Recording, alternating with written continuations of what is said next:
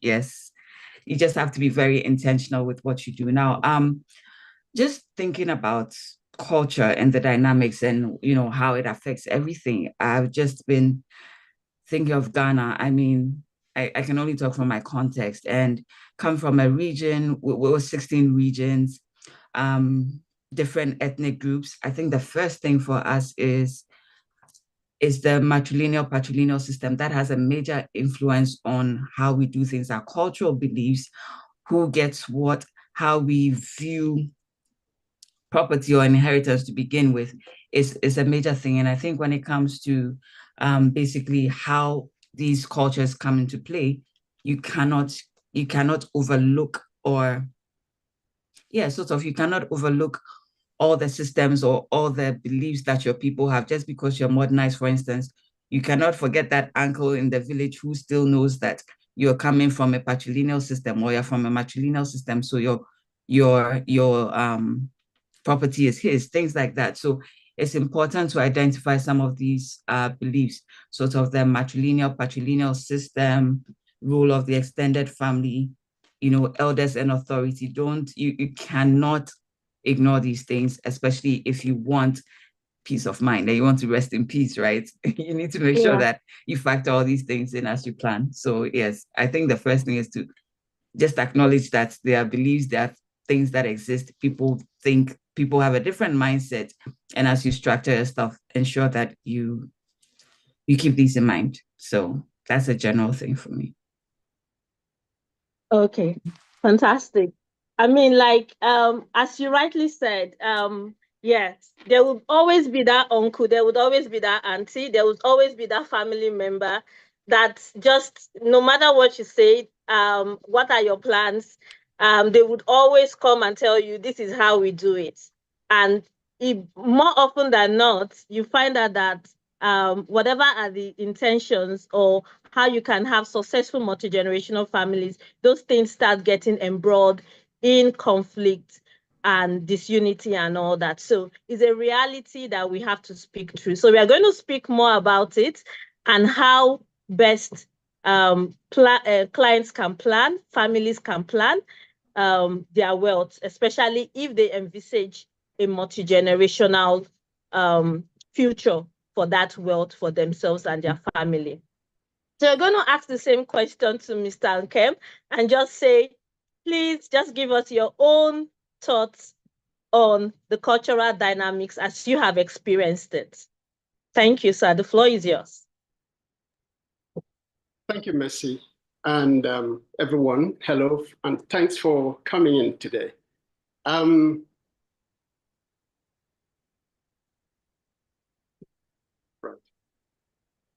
Okay, so looking at this from the perspective of business, it can be frightening. Frightening in the sense that as a young man or a young woman, young entrepreneur, you have a crazy idea, about how to transform lives, either through your product or your service. And that's what you're focused on. You want to see how many lives you want to impact, by being in business. You want to see how consistently you would be able to satisfy your customers and to retain them, and turn them around as your evangelists, loyal customers and be profitable and be successful and all of those. But little do we realize the impact of tradition or culture, even impacting our businesses. I think many entrepreneurs realize that very little. And so it becomes frightening that sometimes we do not consider what happens to us when we are not here. And this is where this Wealth webinar is very important for me and for some of you today. And so when we are there driving this business, wanting to make profit and all of those depending on your objective for setting up a business, it's also very important that we consider what happens next when we're not here. And we see that come to play every day. Talking in terms of, my own part of the world, coming from the southeastern part of Nigeria, Igbo precisely, we see this male-centric tradition or culture where the eldest in the family gets the largest of everything, and then the suppression of the women folk or the daughters, from getting anything from the family, when it comes to wealth distribution. And so the question is, how do we navigate it? Things are changing, times are moving on, and it's not waiting for anybody. Today's generation wasn't the generation of yesterday, and tomorrow's generation will have different mindset and ways of doing things. But it's important that it doesn't matter your mindset. It's important that when you want to talk about culture and tradition, there are people who are there who are, in quote, traditionalists that you cannot wave away, by just wishful thinking. And these are the people that will come around and want to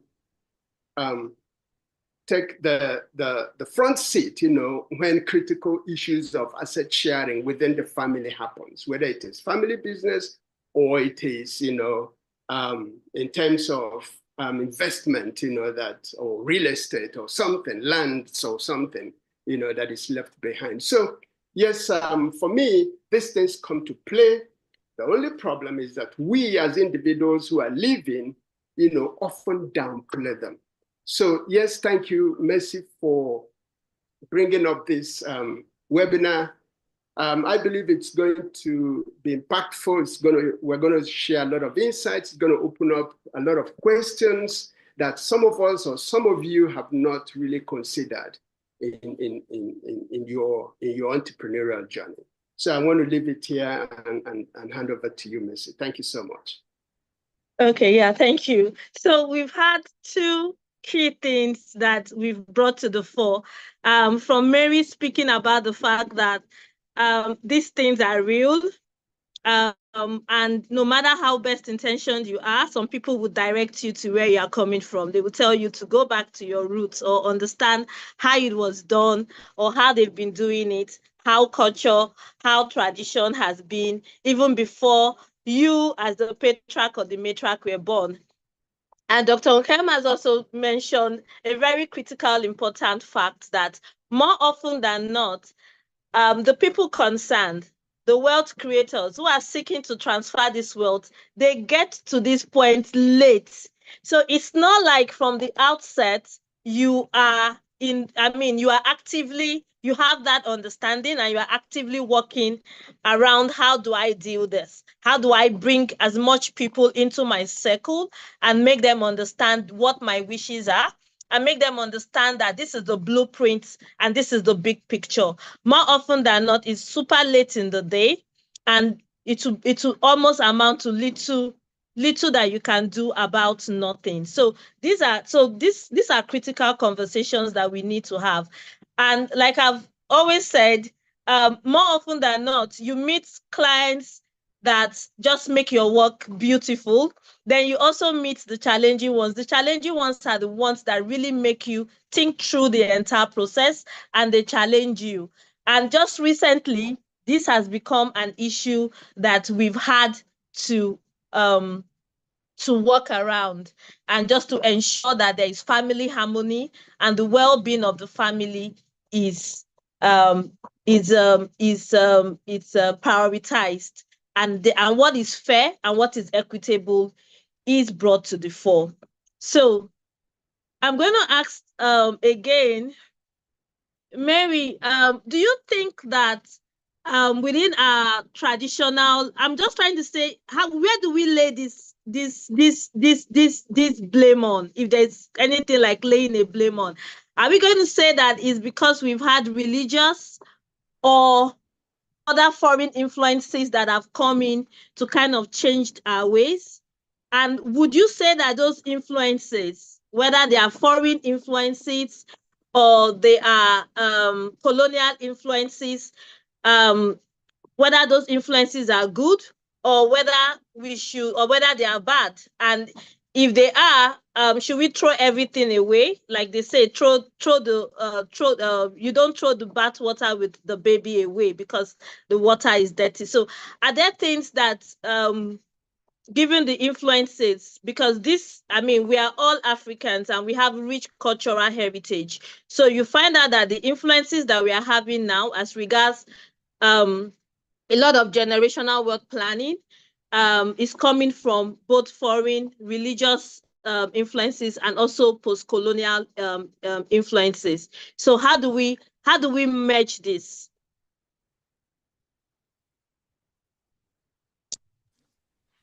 It's a loaded question.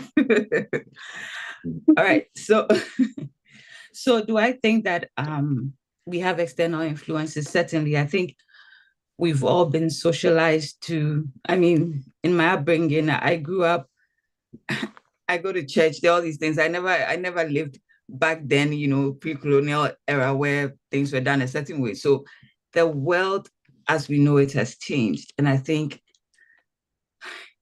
the easy word would be to adapt, because yes, there's been influence. If you talk of the effects of colonialism on us, I mean, when you go to the courts, what's the thing that you see? I still don't understand why our lawyers wear those wigs, because it's not us. It's not a part of our culture, right? But yeah, we've been colonized and we've picked on some of these things.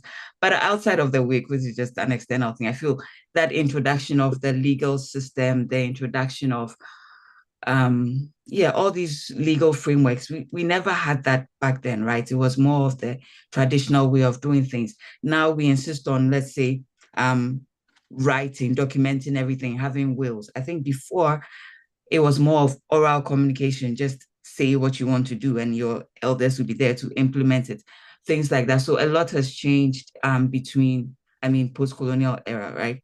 The legal system is there to ensure that the right things are done. You have education. So now people know their rights. People know what they're about. I'm not waiting for my uncle in the village to tell me that this is how we do things. No, I am more enlightened.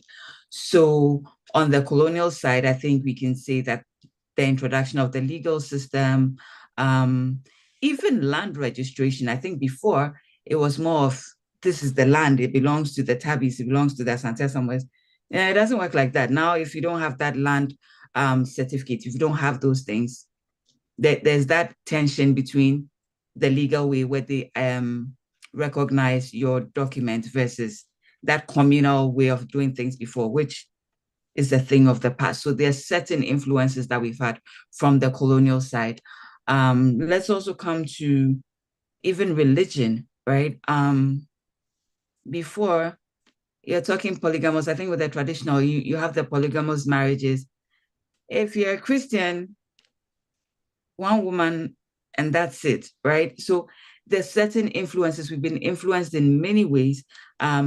Reinforcement of the gender bias. I mean, when it comes to how things are done now, we're pushing for gender equality, whereas back then women did not have access to some of these things. Women can't inherit property. There's so much that has changed. And it's okay to say the world has evolved. It's okay to say that this is how, these are my beliefs now. I think once you acknowledge that, it's also important to acknowledge that just because your mindset has shifted doesn't mean that everybody in your family thinks the same way. So stakeholder management is key. Now, you asked a question about should we throw everything away? I can't ask that things be thrown away, and I mean, there are certain good aspects of it, but I think the key thing for any business leader or owner is the fact that whatever your belief is, protect yourself, protect your family, protect your assets by putting in the necessary measures to ensure that you get your way, to ensure that things are done the way you want. How can you do that? Be very intentional with documentation. Have a will in place, make sure that you understand where you're coming from. So you know that stubborn uncle who will come and torment your family if you don't manage them. Will you sort them out before you're gone? Maybe you should. Maybe you should educate some of these people. Like, you have to be intentional and drive things a certain way, whether or not your whole family has changed and sees or accepts these beliefs.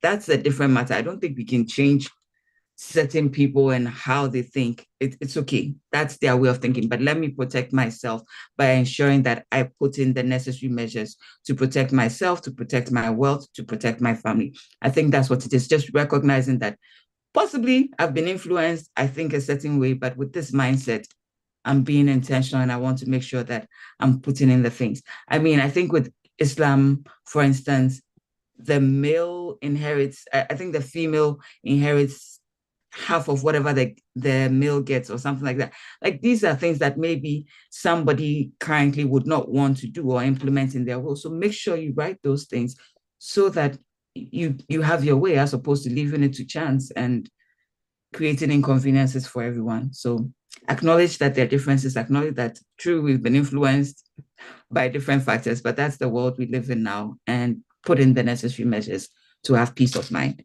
Thank you. Yeah, fantastic. Thank you so much.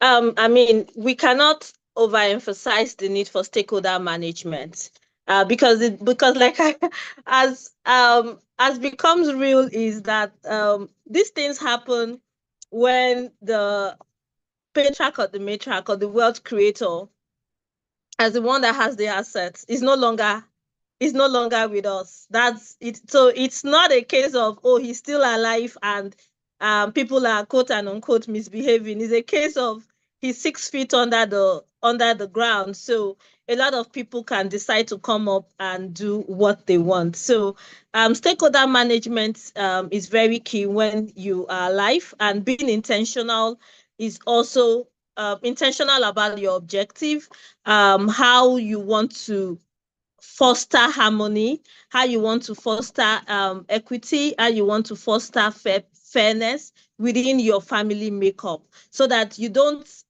leave assets and what you now bequeath is not really assets, but actually conflict and all manner of negativity in the family.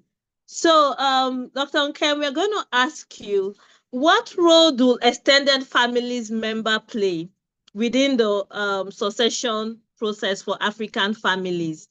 And how does the role that they play, how does it impact assets distribution or not distributing anything at all?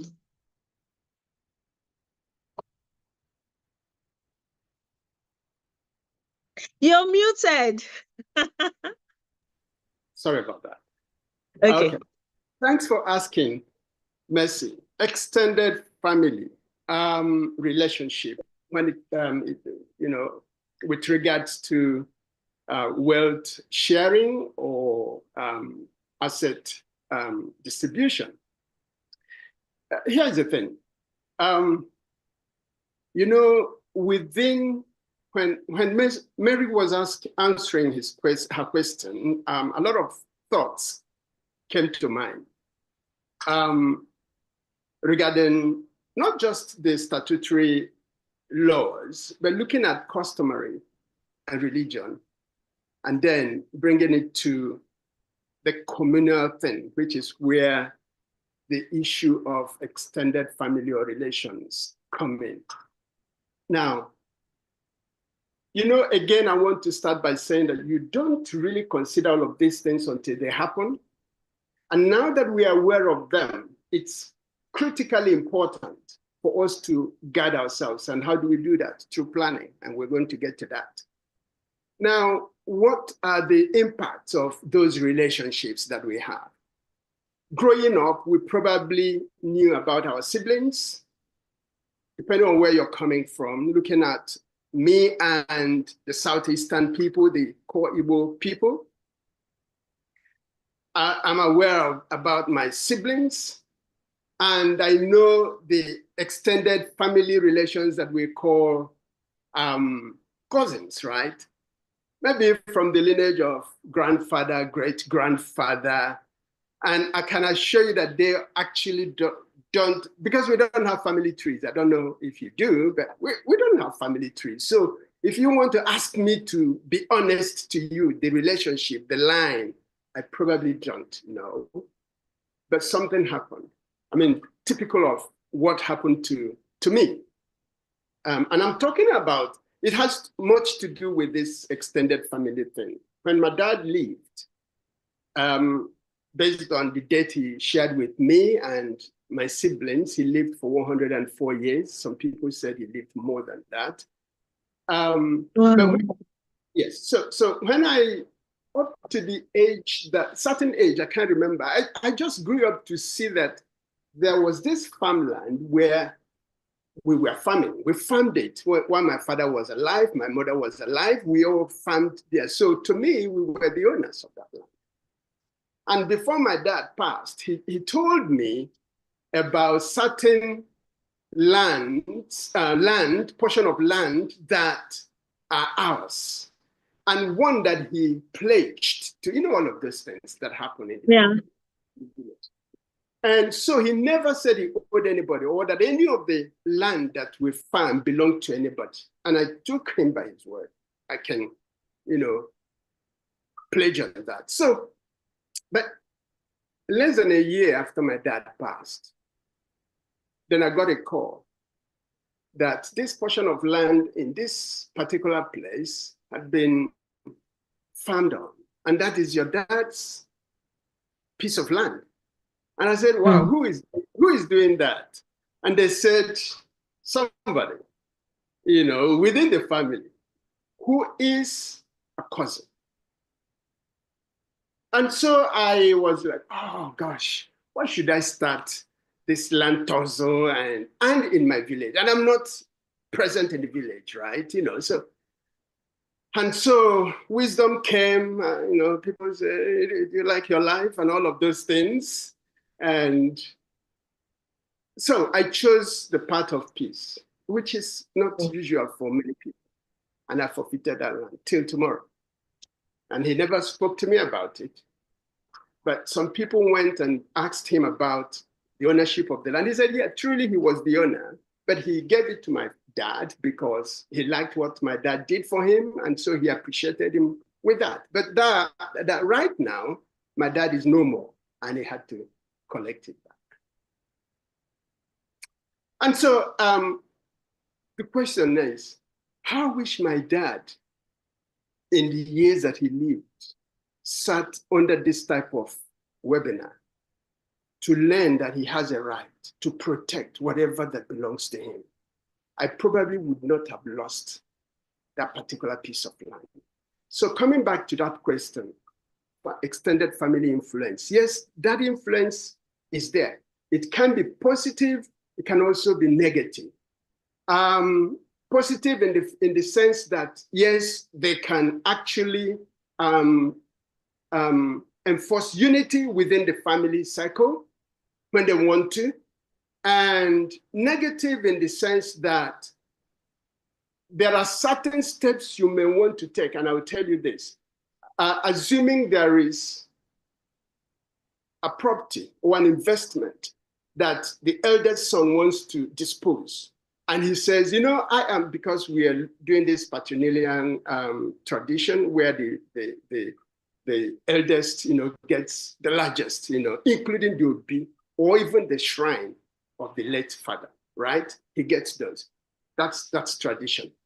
Now, assuming he wants to sell that Obi or what belongs to his great-grandfather, being the first son, it is possible for the other the other cousins to believe that, to rise and say, no, you can't do that because this is a communal asset. You need to consult us for you to do. In fact, it happened in my family as well. This happened to a cousin. His dad is late. He sold a portion of their land without consulting his siblings. He is the first, but the siblings rose. He had got the payment and used the money, But his siblings rose and said, you cannot, as a matter of fact, sell this portion of land. Go and return the money to whoever the buyer, right? And they stood by it. So what are the influences? Yes, the influences are there.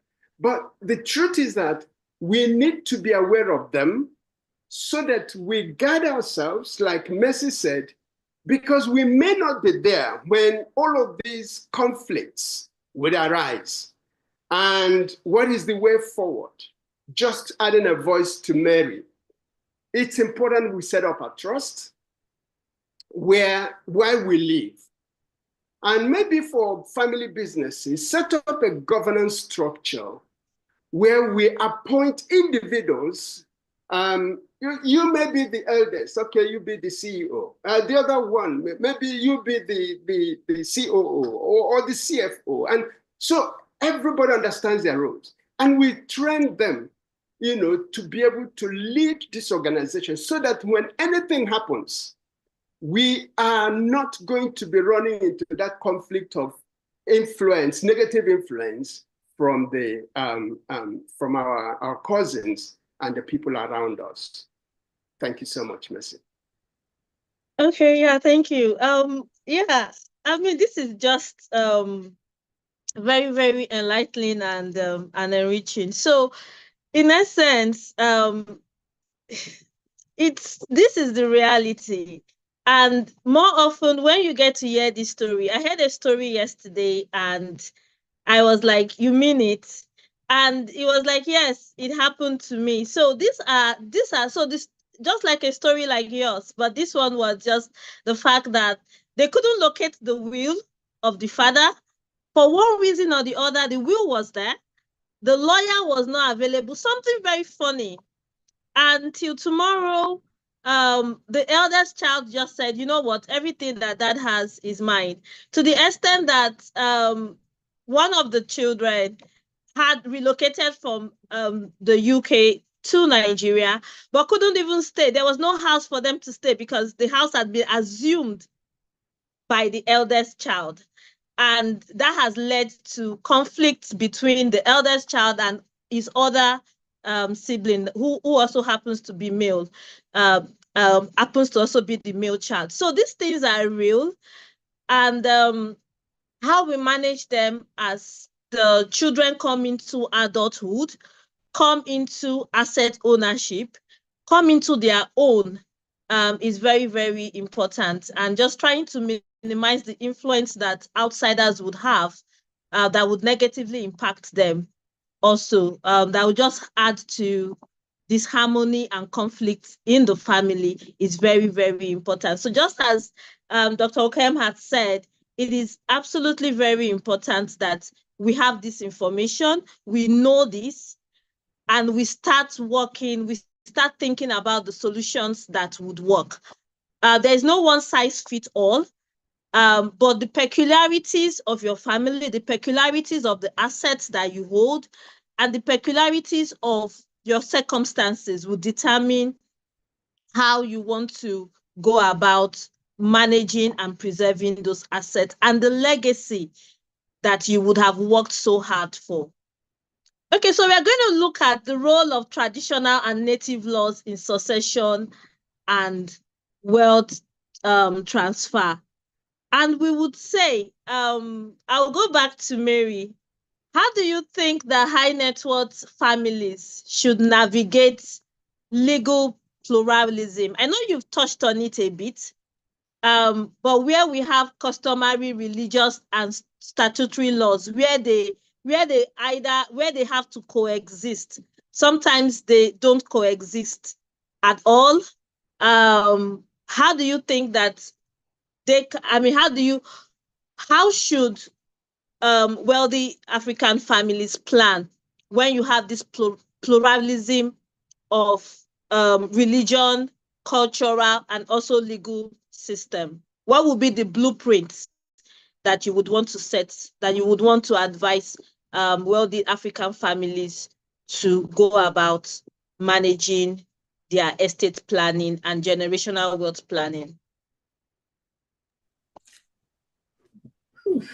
Okay, so I'm not sure there's a one size fits all, but I think it's important to first of all know where you're coming from and understand the things that will probably hinder your distribution of wealth, etc.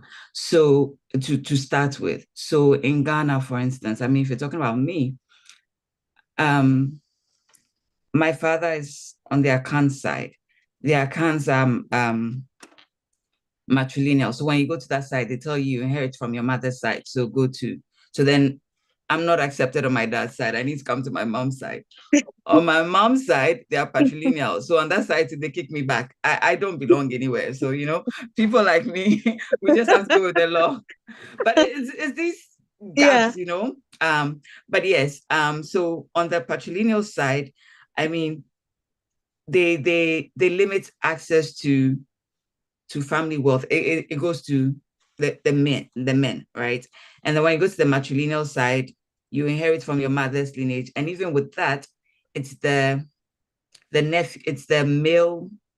males in that side that have the decision-making authority and all of that. So first of all, you need to understand the systems that you belong to, what the challenges could be and all. Now, how should high net worth families navigate this whole system of, the customary, the religious, and the statutory? That's a lot of work. But yeah, I think if I have to do this, the most important thing I'll say is to work with professionals. You're asking me for a blueprint. I think for every person, you may say that it's expensive working with, professionals. But the truth is, you need that comprehensive legal assessment. You need to understand the gaps if you take this route versus this route. You need to ensure that you've done that assessment, and you cannot do it. We are not experts. We only know so much as individuals. There are people that have been trained to do this. And so it's important that you invest in that and get,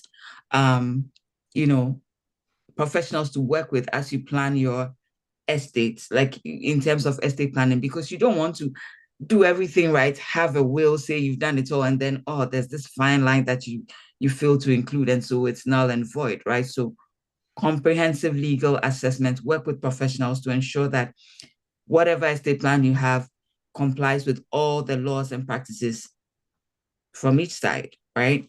I think that's the first thing. The second will be cultural sensitivity. So recognize the traditional practices, understand. I think for us, the Ashantis, for instance, when a man dies, it's your nephew. It's your nephew that takes everything. It's not even your son. You people are talking about firstborn child. No. In certain traditions, it's the nephews that outside of your own family. And outside of your immediate family. Yes, it can't happen, people of God. We need to make sure that you can't change where you come from. I want to believe that there are positives in all these things. There's a reason why things were done a certain way. But I keep saying that we are not in that same era. Things have changed. Yes, you could pick the positives, but whatever it is, appreciate the culture, but recognize it and ensure that whatever you put in place reflects your family values, right? And also there's the religious considerations. In Ghana, if you marry under customary, like if you don't have the proper legal wedding, I think children from such are not recognized if they are splitting property, for instance. So you have to make sure that you cover all grounds and protect your family. I think for any leader, what is the intention? Really, one way is to just decide, listen, I don't care what happens to my money. If I'm dead and gone, leave me, let me rest in peace. For a responsible family business leader, I want to believe that you're creating something that you want to last for generations. You're building wealth that you want to, take care of future generations. And so to do that, you owe it to yourself to make sure that you have the right governance system in place. You have these things in place. Understand and appreciate that there's the statutory, there's customary, like you have these traditions that you can't ignore, and have that tight document that ensures there are no loopholes whatsoever and your wealth is protected. On the religious side, understand your beliefs and how they intersect with legal frameworks, right? So if you don't have a will and the law takes over, whatever they implement, is that what you really want? If that's not what you want, then make sure that you recognize it. Or maybe they only recognize one wife, but you know that you, by your religious moves, you can have 3 or 4. Well, then protect those 3 or 4. If the law takes over, we're taking care of that one who signed documents and is accepted or seen as the legal wife. So ensure, appreciate what the traditional things are, appreciate the religious considerations, but work with professionals to ensure that you have covered, you have an estate plan that complies with all these different factors, or you leave loopholes that could still be used against you. So be intentional. That's what I have to say. Thank you. Yeah. You cannot overstate it. Be intentional. And that's like that has become a recurring theme. Appreciate that we are Africans, appreciate our deeply rooted cultural heritage, appreciate our native laws and customs, but be intentional about how you manage and navigate them. There is a need for us to be culturally sensitive, especially when we have significant assets. Now, this is all about when you have assets. If you don't have anything, nobody is going to be coming to come and disturb you or disturb. But once that you are identified as someone who has significant assets, who has worked hard, who has been blessed, then you know that it's almost near impossible, if you are not intentional about your inheritance planning and your estate planning, that something that you probably would not have wanted would materialize. So cultural sensitivity is key, no matter how much we go with our belief in God and the Almighty God as Christians, or even not as Christians. I must say this, though, that when you made the comment about working with professionals, that is absolutely very important. A lot of Africans downplay this because we just don't have it as part of our culture, the way we work, the way we want to execute our initiative and our plans. We always feel that we can do it ourselves. There is always this do it yourself mentality. And I don't know whether it's an African thing, but you always have it. You always would look at the fact that, why should I pay someone, or why should I seek good counsel when I can as well sit down and do it myself? More often than not, that just leads to more chaos. Now, when we are talking about religion, I just wanted to mention again that testamentary freedom for people that have assets is not blanket. So if you look at some of the Wills Law or the Wills Act, they actually take cognizance of customary law.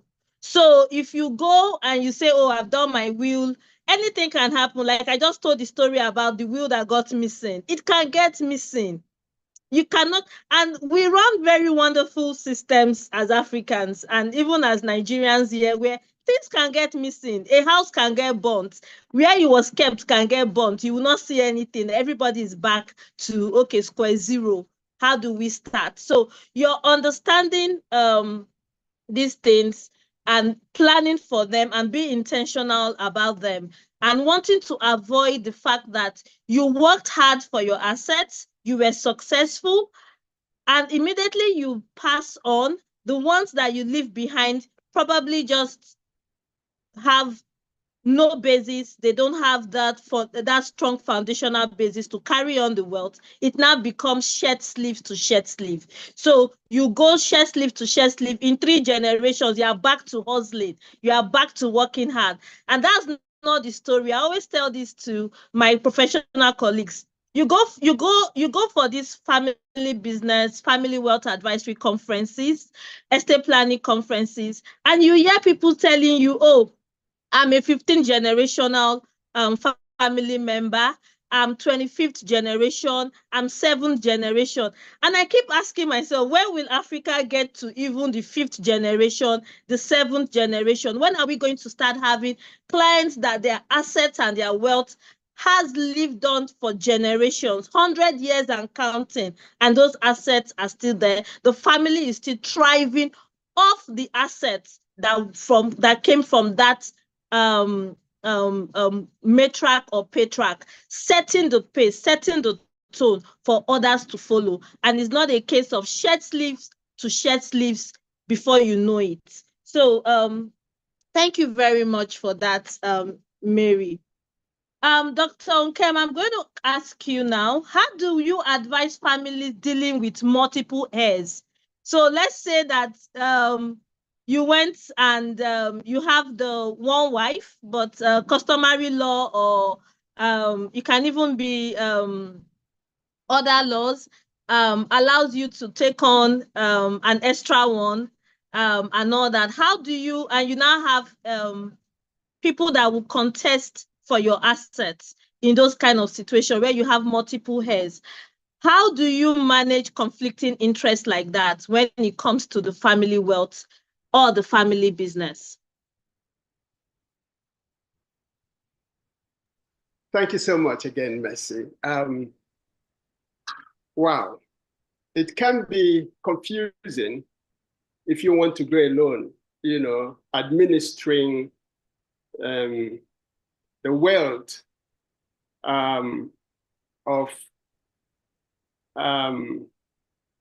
left behind if you do not have an expert who is there to guide you. So if you are having multiple heirs, there's bound to be conflict. It really doesn't matter how, which Christian background or, you know, or religious, let me use that, religious background you're coming from. Things do happen. You see, we keep talking about male-centric tradition where there are men, but have we ever considered families where there are no men? You know, and what happens? What really happens when you have 5 young ladies who are well-to-do, but they don't have a brother, right? Okay, so where there are different heirs, for example, in a polygamous family, where every mother will want to protect the piece of the late or the gone father, it can be contextual. Also, where maybe, if you're coming from my own part of the world, where it is a tradition to exclude even the mother. I don't want to use the word chest highway as if she's not a human being from the family, from her husband's place. So it becomes, again, an issue. But how do we manage, how do we navigate all of these, you know, multiple head thing? As a matter of fact, borrowing from 2 last speakers, Mary and Mercy, being intentional is the way to go. Number one, we need to plan ahead. Recognizing that if I'm wealthy today, if I have invested so much and I don't want it to leave, I don't want to leave it for somebody, even a family member, even a child who happens to be the eldest, but is not well-to-do, but lacks leadership or lacks training or lacks respect, right? Once I know that that has happened within my family, I need to be intentionally aware and plan for it so that I protect the other ones or the interest of the other ones. If it is a business, I really have to be able to manage them, put them, I know a multi-billion naira wealthy industrialist in Nigeria operating in Lagos who trained his children abroad and keeps bringing them back into his business and giving them responsibilities. In fact, I like the guy. He didn't just pull them from after training and say, you work as this manager or this director. They start from the warehouse to understand, the nitty-gritty of the business and grow from there. So such is he's an intentional individual who want to pass on, kind of succession plan for those for his children. So it's, for me, number one, you really have to intentionally assign roles and responsibilities for the children. Two, it's also important to create where you live a kind of governance structure, within your family, so that everybody knows what they're working towards. All right. And of course, the place of the will cannot be overflowed or emphasized. Of course, you don't tell the children, I've got a will, and so you can, if you like, be good. If you don't like, no, they will kill you before you go. So absolutely, yeah. So that's the reality, yeah. Yes. And somebody like Mercy, I'm not selling Mercy, but this is her business, this is what she does, is a good expert to consult and find out, maybe free advice, on what's the way forward for writing this will and protecting it, So yes, for me, where there are multiple heads, it's important to plan ahead of time. Make them aware. I mean, in a football match of 11 players, a good coach or a good technical advisor will always tell his team that there is no automatic shit. So you work for it. Don't just believe that because I am the eldest son, let this man go and I get everything. No, be upfront with it. And also something that has happened and is happening in some Igbo lands or communities is the fact that even the man before he goes, or the woman before she goes, anywhere, also include the female child in the will. It happens now, right? However, they don't give them significant part of the investment like land. They don't award land because once they do that, the customary tradition, will kick against it. But of course, they give them properties. Of course, they can give them cash award, all of those things. And that is blending legislation, kind of statutory law, with the tradition or customary law, Or some are even saying, you know what, let's go equally, which, of course, the traditional law is kicking against, They may resist it if you want to do that. So yes, being intentional is important, being upfront and educating these people, letting them know that I worked for this, but you really have to prove that you are qualified to be a partaker in it. Thank you so much. Yeah, fantastic. That's just fantastic. So as you were speaking, two things came to my mind. We have to take cognizance that for the Muslims, when you mentioned all female inheritors or all female heir, what just came to my mind was the Islamic jurisprudence that kind of guides how their estate planning is done.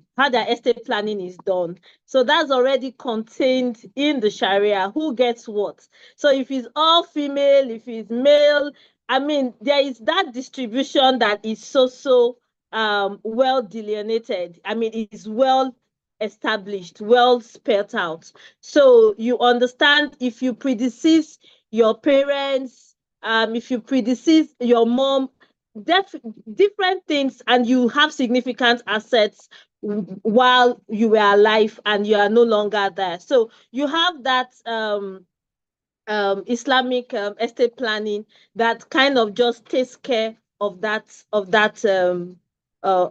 kind of scenarios. And the scenarios, no matter how complex they could be, they've actually been well stated. So for those that are of the Islamic faith, there is nothing to fear. If you do want to share your asset, that's already stated. But there is a portion that you can give that is subject to your own discretion as against what you have in the Quran. And like I said, these things are real. So no matter how good intentioned you are, if you are of the Islamic faith, there is already, and you practiced it. So it's not just saying by name, oh, I'm just by name, but you've lived your life and you've practiced it. You've practiced that faith. Then you do have to know that your asset cannot just go to about anybody. You would have to have those limitations to what you can give out to those that are probably not from your family, or they are not already identified. The same way too with customary law as well. If it's the house that is in the village, if it's the father's first house building and all that, just like Dr. Okem had said, you can look at other things that you can bequeath that would, to an extent, ensure that the harmony in the family stays when you are not there.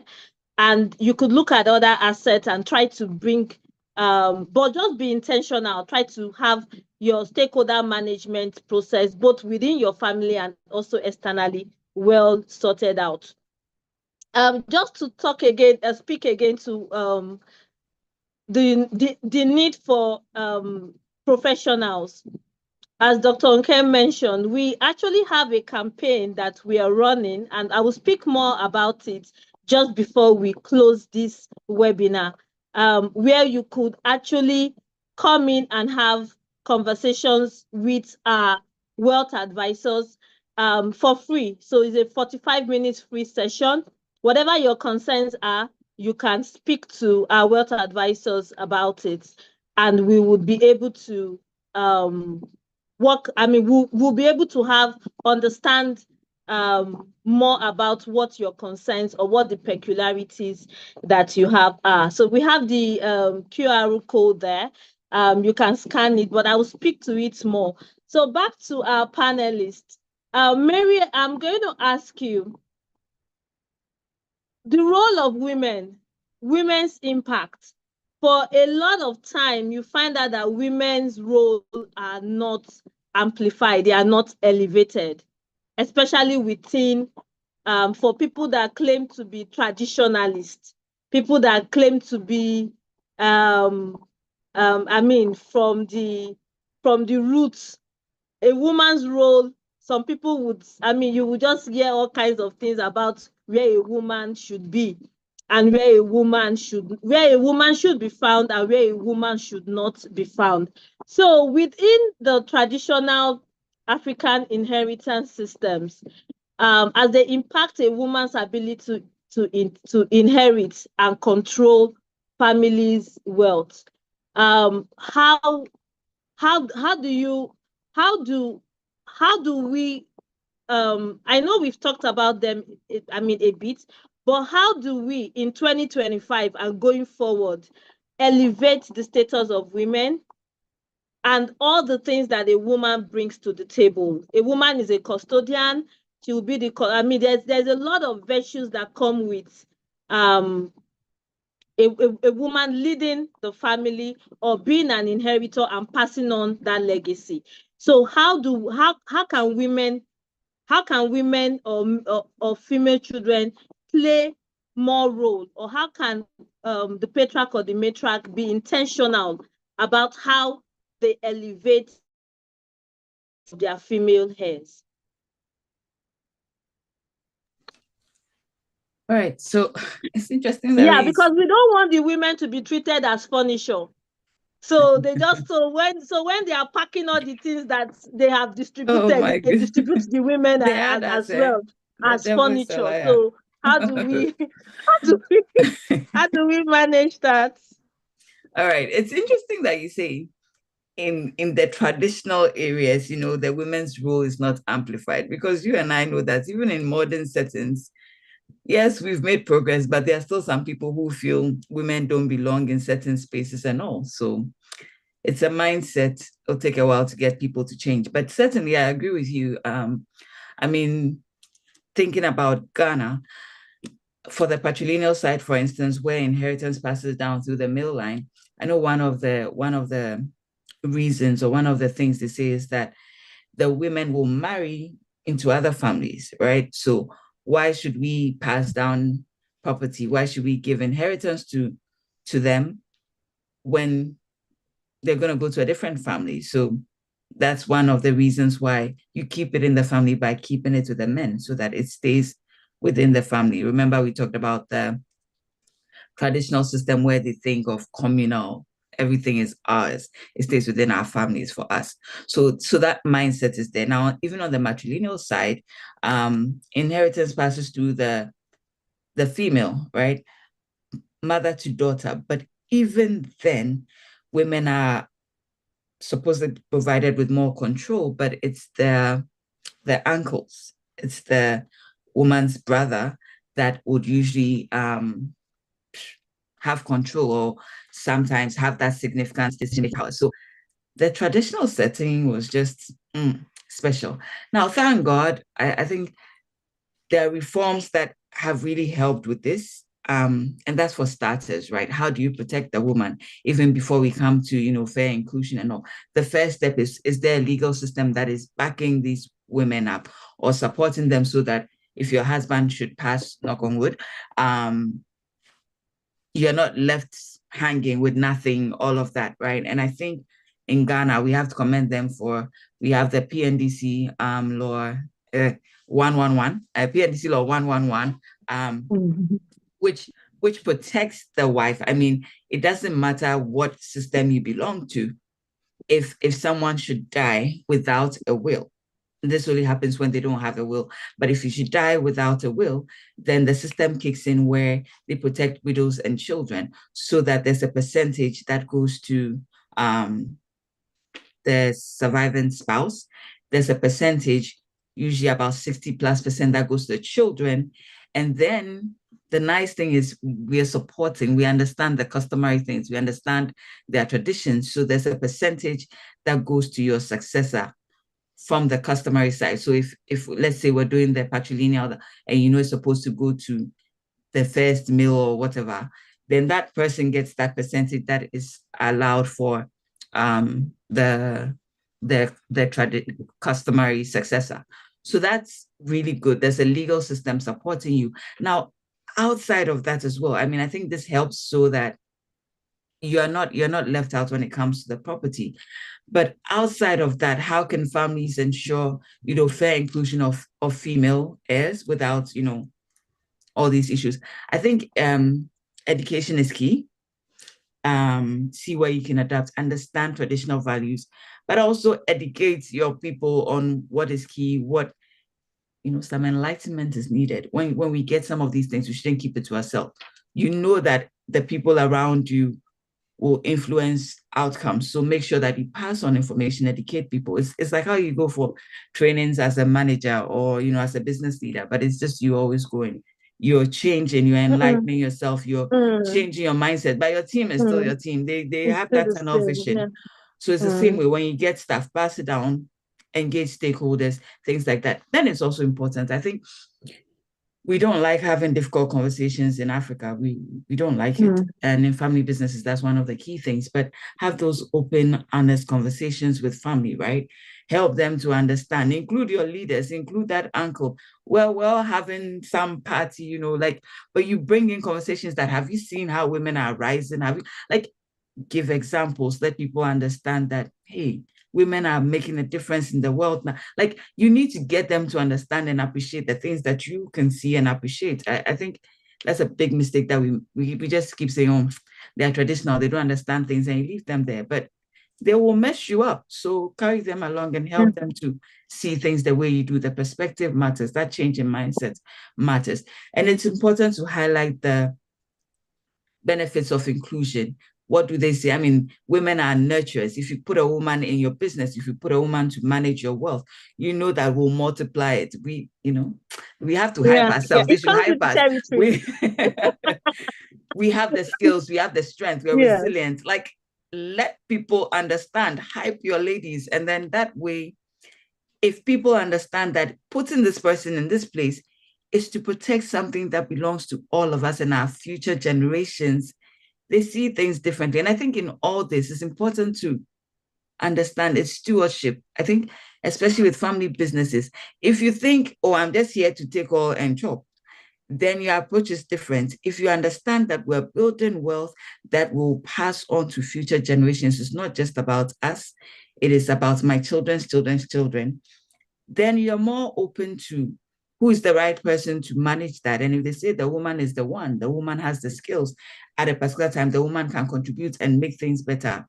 Certainly you go with it, unless you're very stubborn.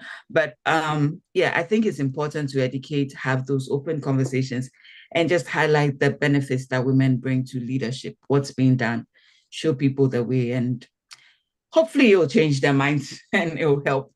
Thank you. Yeah, thank you so much. I mean, like, just talking about inclusion, it should be like a no-brainer in 2025, but what do we know? We had Donald Trump coming and the DEI is dead. So I think it's everybody's to your tent now. But the bottom line is something needs to change, something needs to give within the Africa generational wealth, especially for wealthy Africans. Something just has to change. We need to be able to speak our stories of 5th generation, 10th generation. We have not even left we haven't left 1st generation, 2nd generation. So we need to start building legacies. And if that means that that we will become more open and inclusive and bring in the women and put in whatever structures are in place, let's think about the big picture. Let's not go in with shirt sleeve to shirt sleeves. Let's stop all this. If you have been blessed, there is absolutely no reason why those coming after you, those that are your blood, those that are associated with you, should exist in penury and exist in story in like I would say, tales by moonlight, where they are hearing glorious stories about your endeavors, about your meeting the prime minister, your meeting you were the first person that was able to have a private jet, or you were the first person in your village that did one thing or the other. And those are just tales by moonlight. People look at, oh, who is that person now? Where is the family members? And you just look at them and you're like, oh my God, I don't think I want to be like this. So let's change that story. And we can, as Africans, change that story if we are intentional and we are more inclusive in how we are more inclusive in how we go about it. Okay, so Dr. Nkem, I'm going to ask you, still speaking about the role that women play. How can, what advice would you give to women in wealthy families who wish to play a more active role in wealth management and succession planning, who wish to just play a significant, they don't want to let it slide because they are more invested in the legacy of the patriarch or the matriarch, and they would have a ton of obstacles on their way. What advice would you give to such Amazons when you have them in your family? Thank you so much, Mercy. Mary just said it, that if you give a woman a business to manage, she doesn't just manage it, she multiplies it, isn't it? Yeah. Okay, so, and I believe that also. Some women, and you call them Amazons, right? Yeah. All right, so for me, it's difficult to give what you don't have in any situation. And so if you're a woman, you're fortunate to be within this bracket that we are discussing. It's important for you to educate yourself. Go out of your way and educate yourself. And what do I mean? I'm not saying you should go back to a business school. You need to really understand the intricacies of family business, what setting up trusts entail, what executing wills entail, what the statutory pronouncement or provisions rather about will right? And I guess it's the 1837 Act. Or so. Yeah, that's the Wills Act, yeah. Good. So what the provision says, and so you can act yourself and begin to prepare yourself, because you can't just start talking about wills execution, succession planning, and estate management, or transfer of asset, when you don't have clues about all of these things. So for me, the first is, please humble yourself enough and understand what they entail. And you can actually align yourself with some NGOs. There are a couple of NGOs. If you go to Mr. Google, or now that we have AI, to ask questions about those NGOs that are related to all of these, you can actually get more information. But don't bother to go too far. Again, there are experts who have knowledge about all of this, who have made this type of administration their business. And you can consult with them, to learn about this, so that you prepare yourself ahead of the time, because it will surely come. The only issue is that we don't know when they will happen, all right? So yes, align yourself with NGOs, align yourself with experts, and please learn to understand. Attend workshops. There are a couple of workshops here and there, about all of this. I guess even the host of this event probably have one or knows about one or two workshops about this, where you can enrich yourself with knowledge, about all of this. Thank you. Yeah, thank you so much. I mean, it just goes back to it. Education, you cannot give what you don't have, certainly. That is time tried, tested. You cannot give what you don't have. It's what you have that you can give, that you would be able to build on. So getting the right education, working with the experts, and just being inquisitive and preparing yourself, because those challenges will come, those obstacles will come. But how do you navigate it, especially when you are invested as a woman in the legacy of your family, whether the family wealth or the family business? I mean, you just put yourself in a position where you cannot be ignored. And I mean, this is 2025. Even if we are living in Trump's 2025, with a lot of the clawbacks that are coming on, but at the same time, the world is not waiting. The world is opening up. Opportunities are there. And so let's just keep making sure that we are ahead of the curve, especially when we are concerned about generational wealth planning, either from the patriarch's perspective, or even as an inheritor. As an inheritor, I want to ensure that my family's legacy actually lives beyond me, lives beyond my children, and it becomes a tale about generational wealth that other families would look up to.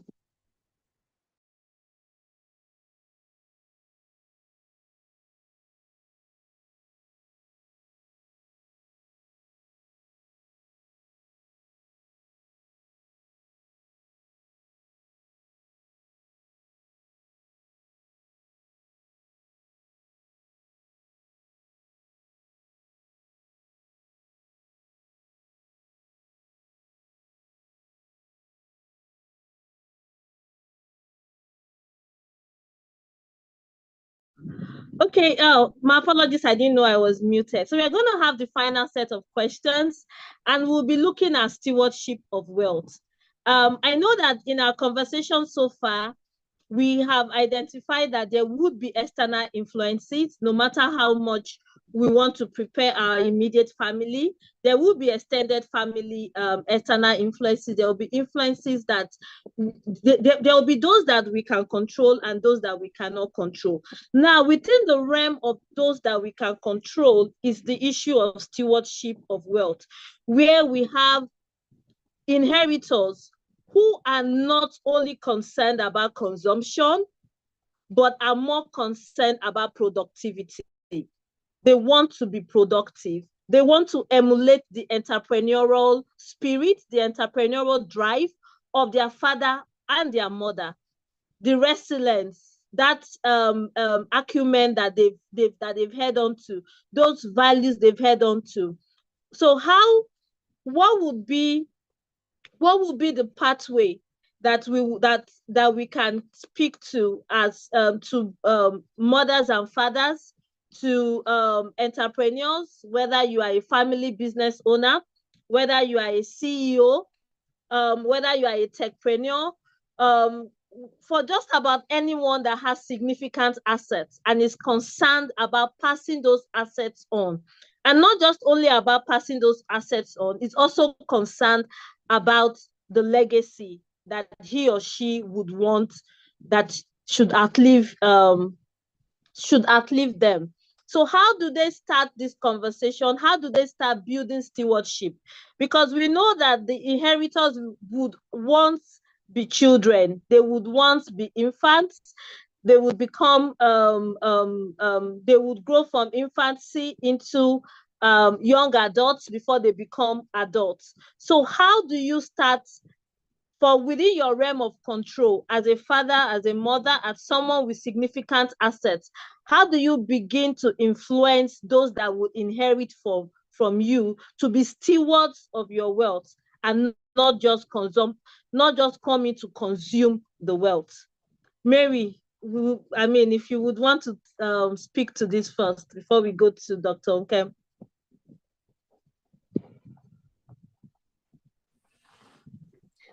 Okay, I like the word stewardship. I like the word stewardship, I think that sets things rolling, because the approach, the mindset that people have for receiving or inheriting something matters, right? And in the case of stewardship, it's like an occupy till I come thing, where you have the asset, but you're taking care of it, not just to spend, not just to do everything for yourself for now, but to ensure that we're leaving it for future generations as well. And thinking of all this, I like think of it as future proofing your business or your wealth for generations to come. How can you do that? I mean, I was just amazed to know that the oldest family business is in its 46th generation. 46. Like my mind, I tried to count it, and yeah, it's not working. I couldn't even figure it out. But when you look at the stats, I mean, when you talk of succession from first gen to second gen, global stats, it's just about 30% success rate. I think so much, 70% of the wealth is lost in that first transfer. Now, when you come to the African setting, I think we're in single digits. So we'll not talk about town. Let's go with we'll go with the global stats. But so if we want to do this, I feel that as Africans, it's our time to change this narrative. We should be able to have businesses that when we are in heaven, we can see 46th generation. Wow, we put the foundations in place. But what are those things that we can do to ensure that happens, to ensure that we have businesses that outlive us, that the wealth is being protected, all of that. I keep everything I do always goes back to the mindset. It's you have to get people to see or understand things from where you're coming from. Now, as the founder, you would have started the business. There's a shared vision. There's a purpose. There's a reason why you did this. There's a reason why you have your wealth. Okay, I'm preserving my wealth. I want to make impact. I'm just a kingdom financier. Use my money for good. There is a purpose, and you need to ensure that you carry your people along to understand what that thing is. I joined our family business. I'm working with my dad. I've worked with him since 2008. See, I understand the core and the reason why he started his business. I understand where he's trying to go with it. And he's instilled it so deep in here that if he's not around, I still hear that voice in my head, right? So ensuring that you have that shared purpose, ensuring that people buy into the vision is key. You won't be spending everything in the coffers if you know that the goal of my family is to make a difference and ensure that this community is transformed. You won't do that because in your heart, there's something that's speaking to you. So ensure that there's that shared vision. Now, it's important. Nobody should be above the law. So as you're protecting that wealth, you need to make sure you have the systems and structures in place. It's not because I don't love you. It's not because I don't trust you, but there should be systems in place. There should be checks and balance. And so that's where you have clearly defined roles and responsibilities. But there are those checks. I think in the family business setting, you have the constitution, you have, the family council that sits, you have different ways to ensure that no one person is siphoning stuff, right? But all those things are important because we're working towards something, we're protecting the world that we have. Yeah. So we're talking system structures, ensuring also that you put in the right people, competency over family ties. For instance, what is it that we are trying to achieve? Me, I want a business that is doing well. I want to keep the wealth. I want to maintain it. I want to grow it. And so if I know I'm not qualified to sit as the, what's the example? I can't even think of the role, but if I know that I'm not qualified, I won't push to be in there because I'm a family member or because I'm the firstborn.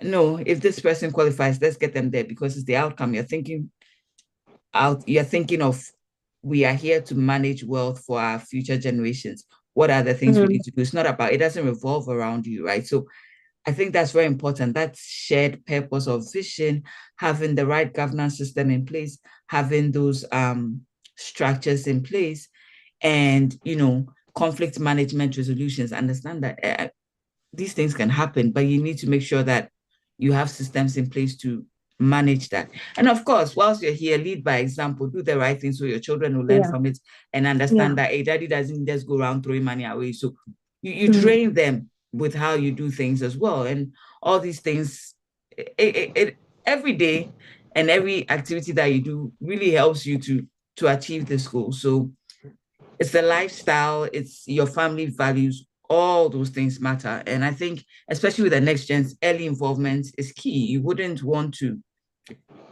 not get your children involved and then wait till you're 85 and you're like, you know what, just come and take over. No, they will just come and squander and go. But if you involve them over time, I mean, Dr. Nkem talked about a colleague whose children come around and all, like, involve them, let them have skin in the game, and it helps over time. So it's just a lot to do, but I feel like the important thing is to just start. Don't wait till it's too late. Thank you. Yeah, absolutely. Thank you so much. So the recurring themes that we've had, it's about being intentional, it's about making it a lifestyle. If we want our children to step into our shoes, no matter how big they are, they have to see us in those shoes. We have to impact those values. I kind of like to say this, that politicians in Africa has made productivity, like enterprise, they have made it not to have as much relevance as it should, especially African politicians. But that said, it's not always going to be like this, where you have the political class actually just grabbing and taking everything from themselves. It might look like it would be like this for a while, but it would not. Over time, the people would take over and they would extol productivity, because that is the only way they can survive. That is the only way they can know that their futures are secured, when they are productive, when there is enterprise.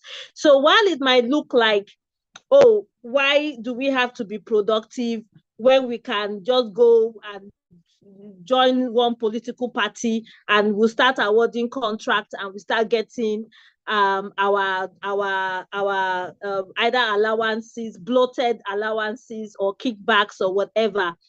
That might seem like, yeah, it is what it is right now, but productivity is only how African can actually excel and also ensure that future generations have of Africans are taken care of. So productivity, enterprise, entrepreneurial initiative is a must. So we shouldn't get discouraged as matriarch or patriarchs, as family owners, as family business owners, as entrepreneurs, we shouldn't get discouraged with what it might look like right now. Enterprise would always win over time. People would need to have where they can sleep, what they can eat, basic amenities that they can live on. So whatever enterprise you are in as a family business owner, as an entrepreneur, you keep at it, because over time it would win over whatever quick get rich quick schemes or other models that are there. So when we are speaking about that, it's very important that the ones that are with us, that are the children, that are the inheritors, they see us live by those values, because that is the heritage they would inherit from us. So stewardship is all about what we want them to live by, the values we want them to live by when we are no longer here, and when they have those significant assets to manage. They are managing it from an entrepreneurial and a productive mindset. Dr. Okay, I'm going to come to you now, and to ask you that what are the risks of not educating your heirs? Or let me ask, what are the risks of not living by example, by the values that you have lived?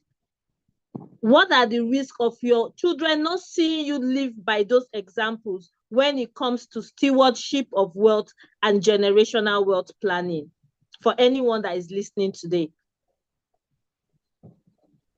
Thank you so much, Mercy. So not living your values or not living by example is the same as, to me, not being able to lead good stewardship. Now, I have values and I sing about them and I don't live them, then I'm not setting the right path for the people that are looking up to me. If I'm in an organization and I'm a leader, I always communicate values and values and values, and I'm not living them. I'm not an example of them, a living example of those values. Number one, I'm not a good steward. Two, I'm not a good leader. I won't be taken serious. And so if I'm a patriarch and I've got a vision which I've shared, and I want my constituents to go along the same path to achieve that vision or reach that vision with me, I must be a model of that value that is going to take us to that vision. I must, as a matter of fact, live it, demonstrate it. I should be a good example of whatever I preach. And it's not just about being a good example of whatever I preach. I should also institute or establish rewards for best performance or best practices or individuals who are, modeling me, because everybody looks up to me as the patriarch. However, if I'm not doing it, then I should not be bold enough to hold any one of them accountable for not leading that path. So it depends on us to be able to show good examples.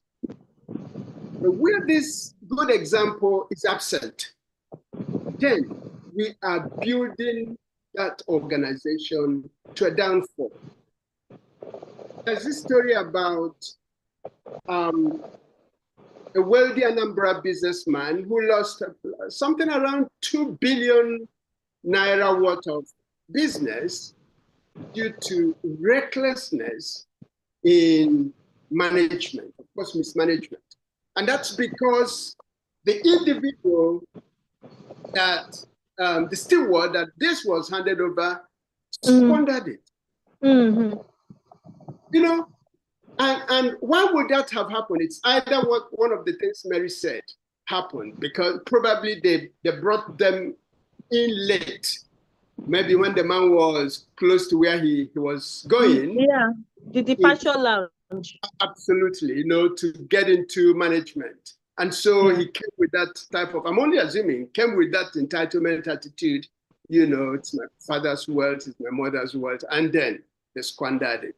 But if over time, again, being intentional, if over time we start communicating these values, driving this vision, holding them accountable, you know, giving them responsibilities, rewarding them or punishing them for meeting the targets or not meeting the targets, as the case may be, I believe that they will turn out to be great people. But if you are not doing that, to be honest, it brings pain back to the patriarchs.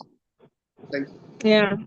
Yeah, thank you so much. So really, we've come to the end of this conversation. It's absolutely been fantastic. It's just been tremendously enriching, and I'm so happy that we had two wonderful speakers who not only have lived it, but also actually advocates for everything that has to do with the pride of generational wealth planning as an African. So they are invested in having generational wealth, building legacies, so that we ourselves, we can be looking at that 45th generation and we'll be pointing to an African family, an African entrepreneurial, an African enterprising family, to be that family that is in the 45th or 47th generation. So Mary and Dr. Nkem, it's been absolutely fantastic speaking with you, talking to you about wealthy African families and generational wealth, looking at all the intricacies when it comes to the influences that you have, whether it's from traditional laws, whether it's from religious, whether it's from not just having the right mindset of stewardship to kind of manage the wealth for other generations to be able to come into it as well. So if we do have concluding comments, this is the time. So I would now reverse it. I will ask Dr. Nkem to give us his concluding comments, then have Mary close us out.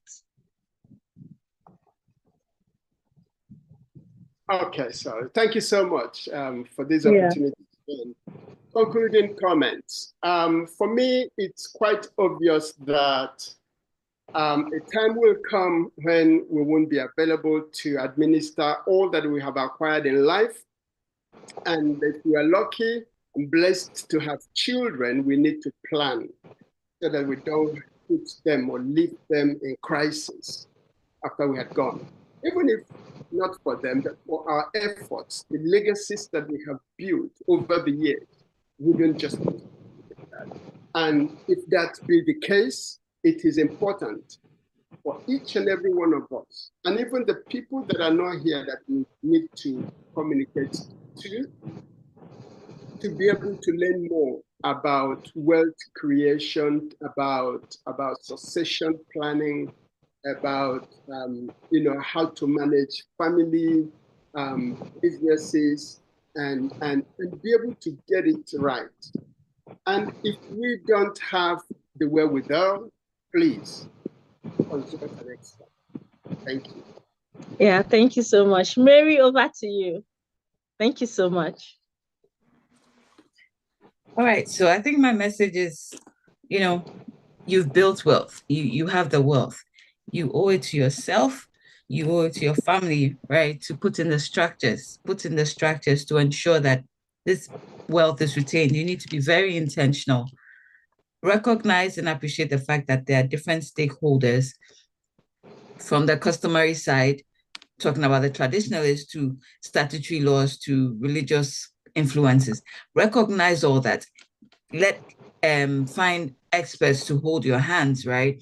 And make sure that you create a stress-free, wahala-free estate plan that will help your family, right? And that will ensure that your wealth is not just squandered by the wrong people, but that it does what you set it out to do, right? So just be intentional. You want to make sure you can only make that change whilst you're alive. So be intentional, put in the structures, get the right people in, get help, get your children involved. If you have to, or whoever you choose your successor to be, get them involved early. But whatever that goal is, start working towards it now, and don't do it alone. Get experts to hold your hands to ensure that you can rest peacefully and your family will also not be stressed on this side. So it's all up to you. Yes, you've built the wealth. That's the one side. Now put in the work to make sure that you sustain it and, keep it and grow it. So that's my thing. Be intentional. Thank you. Yeah. Thank you so much. Thank you so much. Yeah. So for those of us who would want to see Mary, I'm sure Mary, you're going to be at the African Family Business in Accra, right? Yes, I will be there. Okay, so fantastic. So you could make it a date with Mary there. She is a wonderful family business advisor, a practitioner, and also an advisor. And for those of us who want to keep in touch with Dr. Nkem, please, is very much available. You can reach out to them. You can reach out to him. He's one of the key members of the Business Network International. So you can always find him available to assist. You can always find him available to provide the necessary resources and know-how, and also join the BNI network as well, because that's where you have a collection of professionals and experts, just as we've been saying, that can help you in your journey of wealth creation, in your journey of wealth accumulation, in your journey of wealth preservation, in your journey of wealth transfer and transition. That said, thank you so much for everyone that has stayed with us this far. You don't know how much it gladdens our heart that you've been here with us, and you've made it so much worthwhile for us to keep going.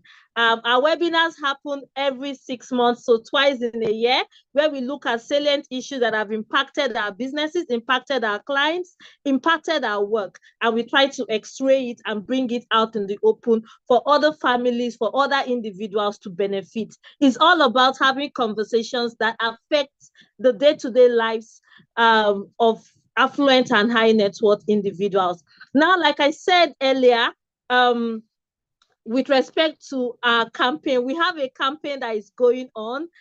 We had put on the QR code initially, but we are putting on the QR code now. So please do join us in this campaign. What does wealth mean to you? We need to hear from you.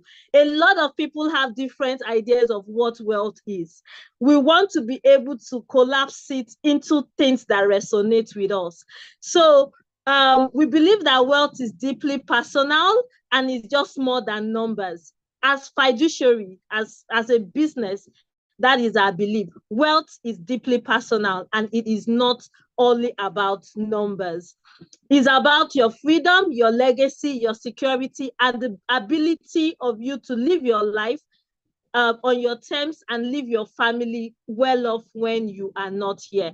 So what does wealth mean to you is a campaign that will help you to reflect on your unique vision of wealth and unlock the understanding to make it a reality. That is what we are all about. So we'll share the link. It's a campaign. Go to the link, go to the website, and when you do fill in your views about what wealth is, what resonates about for you when there's a conversation about wealth. We would thereafter schedule a free consultation, 45 minutes of time. You cannot get it anywhere else. The level of expertise that is in-house is tremendous. So you know that you are getting yourself the best of the deal. So let us know what wealth means to you, and we hope to see you at our next webinar.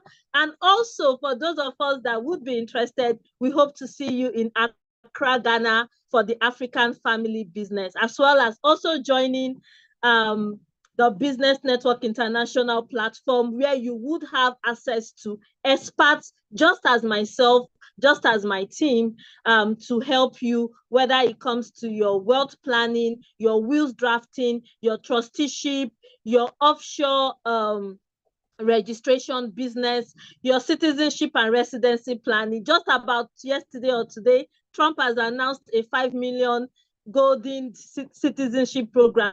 So speak with us if there are other programs that you would like, so that you'll be able to move your family visa-free to different destinations, have access to good education, have access to world-class medical facilities that are affordable, and also have a lifestyle that you can be proud of. So please do speak with us about our services and what we do.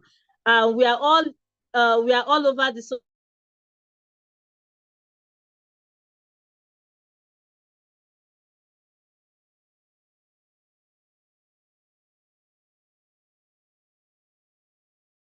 social media, so you can all again in July. Thank you so much.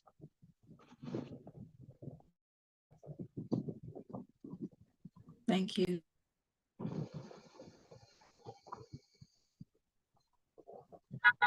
Yeah, for those that have asked for